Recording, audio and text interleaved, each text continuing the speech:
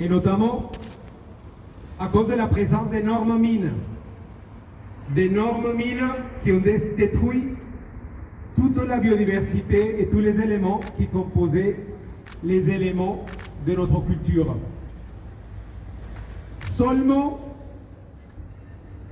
quand on est dans cette situation, on peut dire qu'il n'y a rien à célébrer.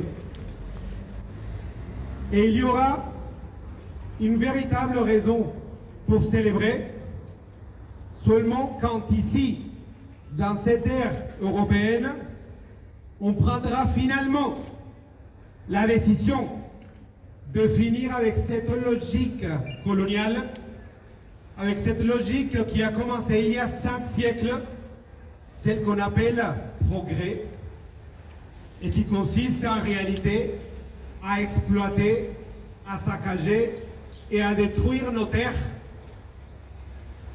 et les populations également pour garantir la vie normale et le progrès des pays d'ici. La loi de devoir de diligence signifie pour nous la perpétuation de cette logique coloniale.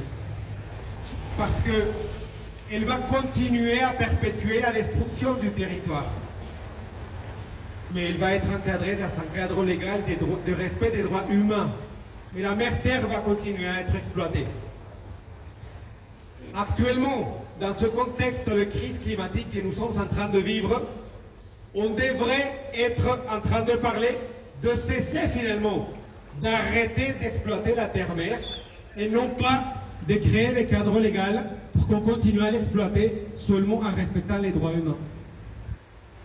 Si vous aviez tous ici une pelleteuse derrière votre nuque en permanence dans votre quotidien, vous comprendriez que ça c'est pas un avancement pour nous. L'avancement, c'est seulement quand on va comprendre que la terre, il ne faut pas la détruire. Les lois ne servent à rien. Il faut le comprendre.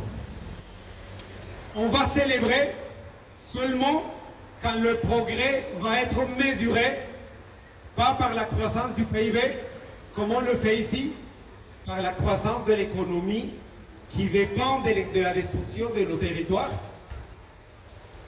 On va célébrer seulement quand on va comprendre que la richesse et la croissance ne se mesurent pas par la croissance économique, mais en ce moment par les rivières et par la quantité d'arbres et de forêts qu'on va réussir à sauver. Ça, c'est le véritable progrès. Cette loi de devoir de diligence, pour nous, est une mesure de distraction, et notamment dans ce contexte de crise climatique que nous sommes en train de vivre.